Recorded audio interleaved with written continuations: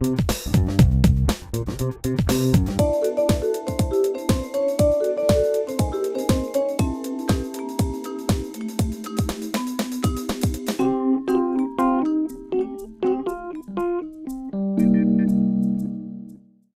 aimez fouiller, toucher de la terre un petit peu? Oui.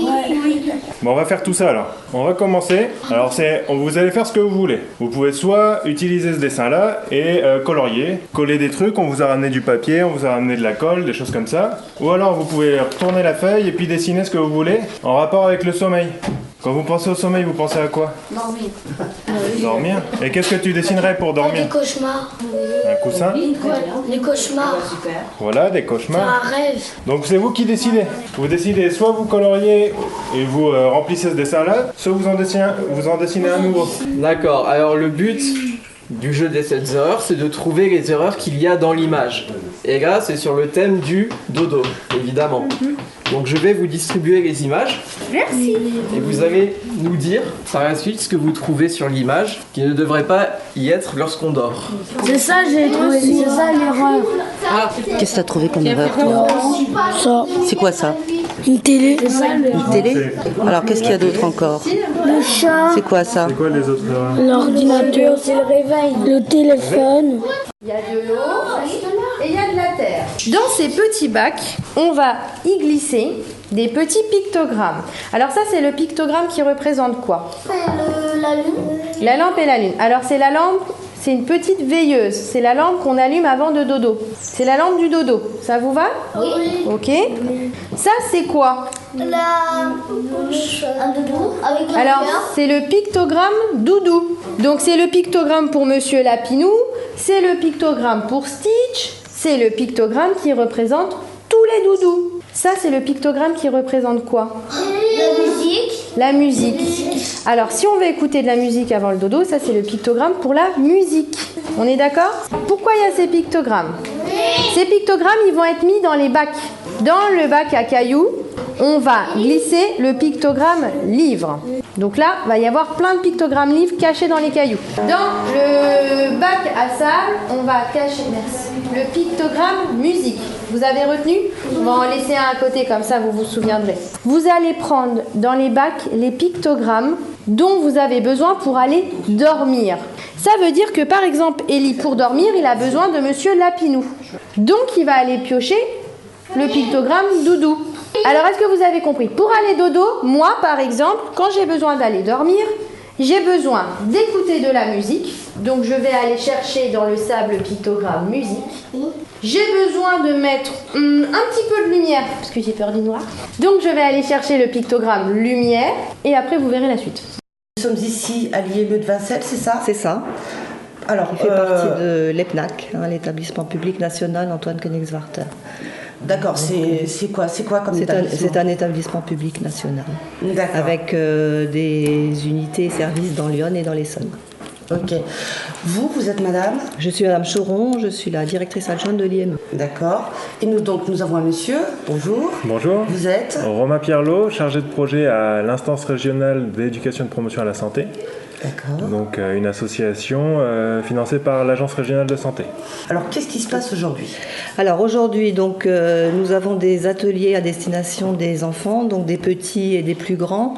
Ateliers qui sont donc animés par le collègue présent, en lien donc aussi avec l'association Théâtre Forum Exponence. Il y a un thème. Oui, le sommeil. Le sommeil. Alors, pourquoi le sommeil? Qu'est-ce qui fait qu'on a envie de travailler dessus?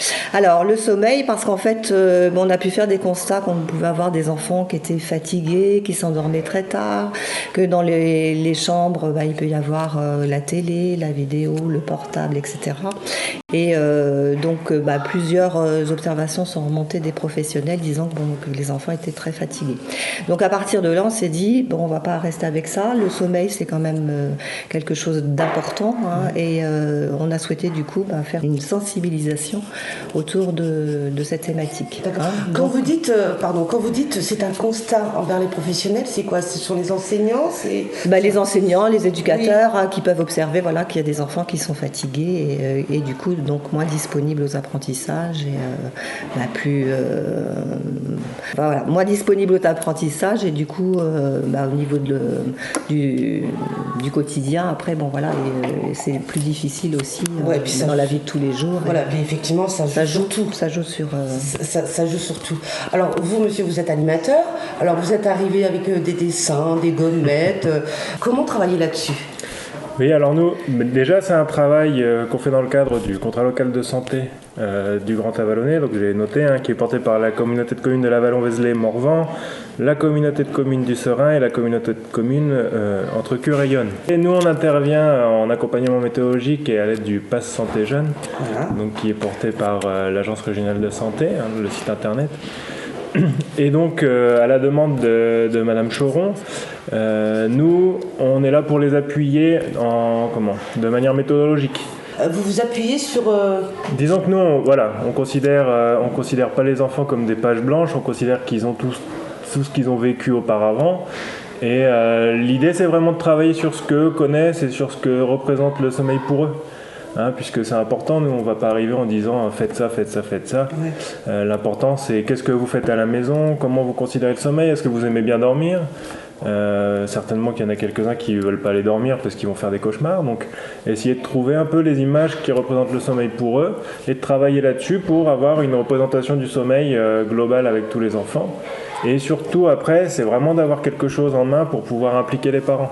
On a amené des bacs, par exemple, de différents matériaux pour que les enfants puissent toucher, développer aussi des sensations. Ouais. Essayer en fait de travailler un peu toute une palette de sensations, que ce soit des sensations intellectuelles ou des sensations du toucher, du goût. Je sais que les collègues vont travailler aussi avec le groupe avec de la musique. Donc c'est vraiment essayer de développer toute une palette de sensations autour du sommeil. C'est vraiment pas que des activités intellectuelles. Mais essayer de faire réfléchir les petits aussi sur ce qu'est le sommeil pour eux. Au niveau de l'IME, les enseignants et les éducateurs, on travaille avec les enfants, donc autour de questionnaires, par le biais aussi de dessins. Donc il y a eu des dessins de réaliser. Quand on a imaginé les interventions, c'est vraiment l'idée de jouer. Exactement. On ne peut pas dire mieux. Puisque c'est vraiment essayer de donner une image positive du sommeil.